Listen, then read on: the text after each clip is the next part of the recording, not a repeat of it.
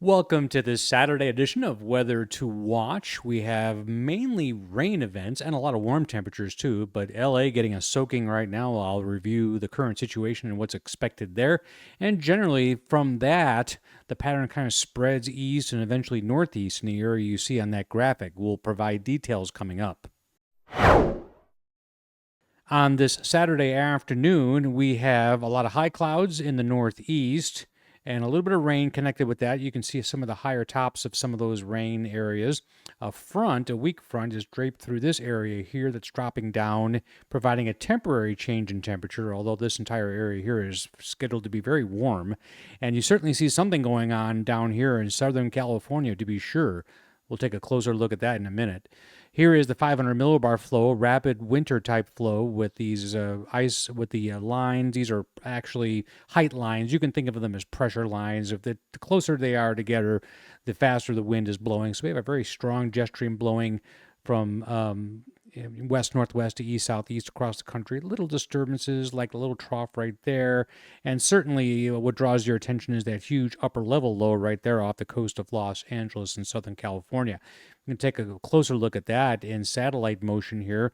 Huge spinning of the clouds, very, very obvious here with winds coming in on the backside of that out of the north and even northeast, and lots of moisture flow coming in here, which is leading to that heavy rain. Let's give you some details.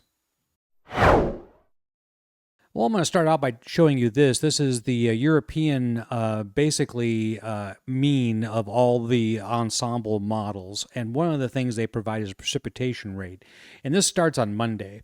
So it's not really showing LA because this event is occurring over the weekend and into a little bit of Monday. So it looks like the rates are a little bit above normal out there.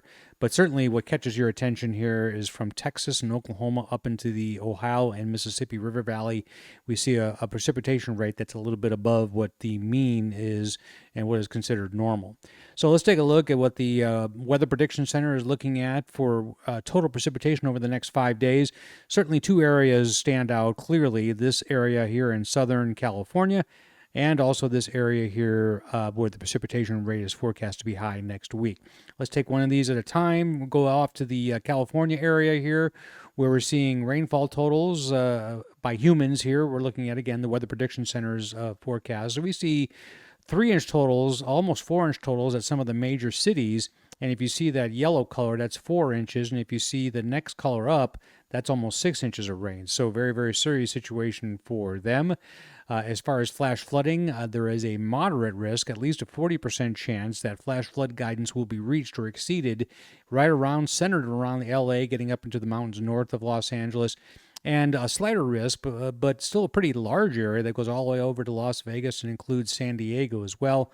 A flood watch is in effect for much of that area for tonight and through tomorrow as well. And then the rain kind of resurges on Monday, so they may have to reissue this. But all the coastal areas from Santa Maria all the way down to the Mexican border are under that flood watch, including, of course, the major metropolitan areas there around LA. The radar loop recorded at about 3 o'clock their time shows continuous. You can see how this entire area is circulating around that low. And these are flash flood warnings, these red areas that were issued and then allowed to expire and then reissued there north of Los Angeles. And I expect these to continue to be kind of off and on throughout the rest of this evening and into early Sunday as well. Now, on Sunday, it's going to take a little bit of a break. There will still be a green area down there of severe flooding possible. But then on Monday, this ramps back up to a slight risk in that area as well. So that low is not really going anywhere anytime soon, but it will clear out by Monday late in the day and start to affect areas of the plains. So let's turn our attention out there. Now, the next 5 days, there's a pretty good swath of at least an inch of rain. That's the purple color from central Texas all the way up to southern Missouri. The red colors are 2 inches or more. Haven't seen anything above that yet, but stay tuned. I think it may go up. So certainly in terms of rain hazard, in terms of flooding potential, flash flooding potential, right now only a marginal risk of flash flooding guidance being reached in this area from northern Arkansas straight through down to the southwest of there, all the way into the heart of Texas.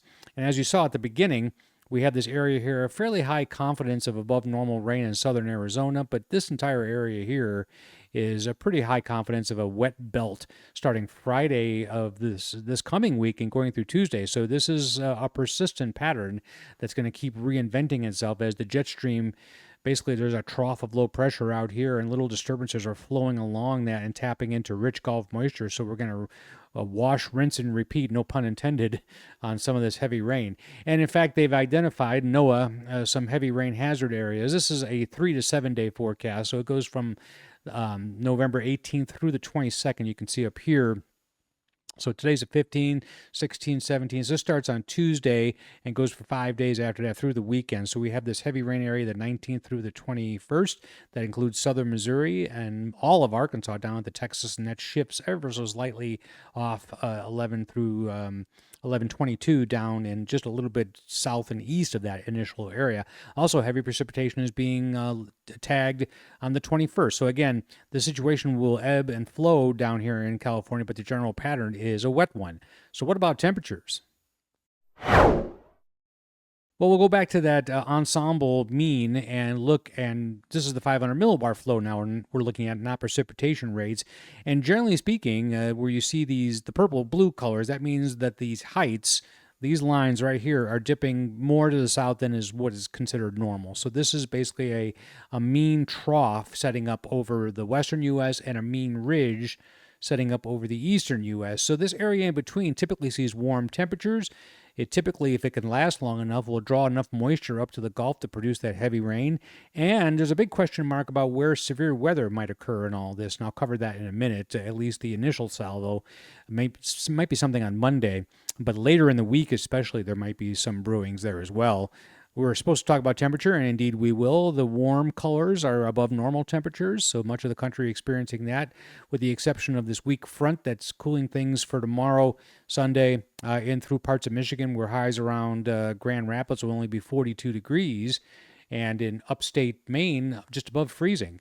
That's the actual numbers you're looking at there. Of course, rain and cloud cover cooling off California and those areas under flooding potential. Look how hot Texas is. We have temperatures approaching 90 degrees, if not 90 degrees, down through South Texas on Sunday.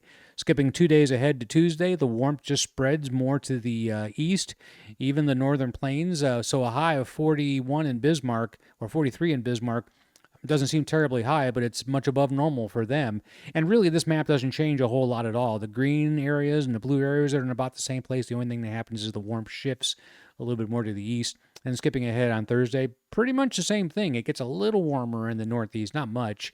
It stays about the same in the northern plains. This heat just kind of goes and maybe weakens a little bit, but spreads a little east. And again, it was here, and then it was here, and then it was here. If you're getting a sort of an idea of what's going on here, these temperature patterns are moving slowly. And in fact, everything is moving slowly, which is why the precipitation just kind of reinvents itself through here, because we have that trough of low pressure aloft that on average will just stay out there, and that's just going to encourage this same type of pattern day after day after day. If we go even more into the future than that, so Friday through Tuesday, the epicenter of this warmth, this is confidence level when you see these colors. So a very high 80 to 90% confidence level of it being above normal in Georgia and South Carolina. But really, pretty much the whole country has a fairly high confidence of being warm, with rain and cloud cover saying something about the weather in the southwestern U.S., even in that period Friday through Tuesday. If you recall, that the 3 to 7 day temperature or precipitation forecast was, again, targeting that area so it doesn't go away. So for severe thunderstorms, I just want to point out that the CSU, Colorado State University learning machine, it looks at past, and it does analog, and it also forecasts based on what it's seen in the past, and it typically divides it into 3 panels for the first 3 days anyway, Saturday, Sunday, and Monday. So this is Monday. So there is actually showing up a slight tornado risk based on what's happened in the past, from southern Missouri through the heart of Arkansas, with a little bit of hail in about that same area and not much on the wind side of things. I think that's just interesting to note. Now, the SPC has not pulled the trigger on any of this. They mention it. I think they put just thunderstorms in here for Monday, but we'll see. It all depends on how much Gulf moisture can get up here once that weak cool front retreats and goes back to the north. So that'll be the main thing. But I want you to look at this too. This is the NIU, the last map we'll look at here. The Northern Illinois University Supercell composite has a really high probability in South Texas and Louisiana. This is November 20th through the 26th. So even though there might be a severe weather threat maybe here on Monday, I think that the main show will be from Arkansas down into Texas and Louisiana. Maybe several rounds. Again, this is the average over an entire week, but there might be several rounds of severe weather possibilities in that area shaded in red. Thanks for watching this edition of Weather to Watch. It comes out every other day, or as the weather necessitates. Please remember to share this with your friends, subscribe to the channel, or at the very least, like what you just watched. Thanks.